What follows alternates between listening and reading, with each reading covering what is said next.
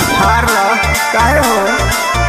हाँ लस लस चैत के दिन भले रनिया खुटिए में सुतिए के फरलू ओढ़निया हतनी से सटनी के चाट गइलू गेहूं काटे गइलू अकी बाटे गइलू गेहूं काटे गइलू अकी बाटे गइलू गेहूं काटे गइलू अकी बाटे गइलू गेहूं काटे गइलू अकी बाटे गइलू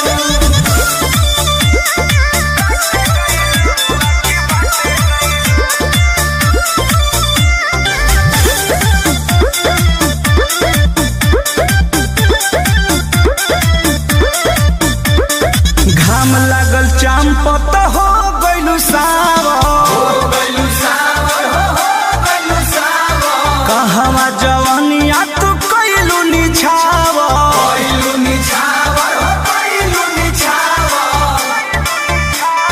घाम लागल चांपत